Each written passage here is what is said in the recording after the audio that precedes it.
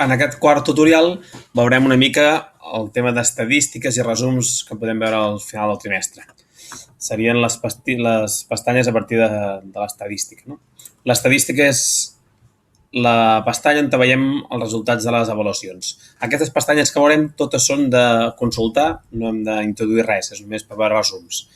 Aquí veiem simplement la distribució de les notes dels alumnes i la seva, si és gaussiana o no si és gaussiana. Evidentment, en aquest cas són pocs alumnes. Si mirem la primera avaluació, estem parlant d'aquests 10 alumnes i notes que hem inventat, no són reals, són 5 notes i prou, que són molt poques, però veuríem que les mitjanes doncs, surten d'aquesta manera. No? I veiem que tenim un 100% d'aprovats i surt aquesta corba així. La segona avaluació ha sortit més o menys igual, la tercera veiem aquest pic així, de tal manera, i la global ens quedaria d'aquesta manera. Per tant, al final de cada avaluació podem fer una visió de grup com ens ha quedat.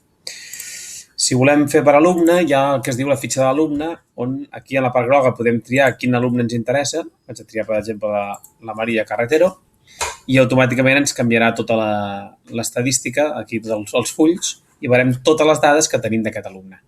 Des de l'assistència, només veiem que a la primera avaluació ha faltat un cop i prou. Si haguéssim posat, que en aquest cas no ho he fet, actituds de treballs i materials i deures, surten aquí els números.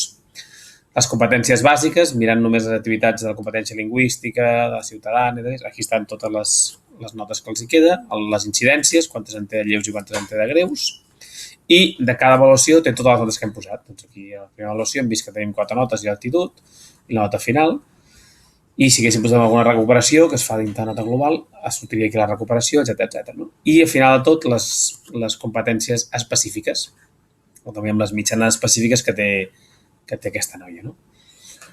Si en lloc de veure alumne per alumne volem veure amb tots els alumnes, llavors està separat per cada un dels blocs. No? Per tant, l'assistència, doncs podem veure, per exemple, el resum d'assistència. Surten tots els alumnes i aquí veiem cada un dels alumnes doncs, totes les faltes justificades, retards i de més que ha tingut. No? Aquí ho tenim, tots els alumnes i per cada un doncs, les faltes del curs, els retards del curs, del primer trimestre, del segon trimestre, del tercer trimestre i les faltes de disciplina. El mateix amb l'actitud, sortiran els material, treball, actitud per trimestres i ja podem veure això, aquest alumne d'aquest trimestre i això ens pot servir si posem notes d'actitud doncs per definir quina nota d'actitud té. Si jo veig que aquest alumne ha fet sempre els deures amb un dia positiu al treball a classe i la resta està bé, doncs puc decidir que això és una nota, això sí que depèn de cadascú i cada professor a partir d'aquestes dades li poden donar més criteris objectius per triar la nota d'actitud.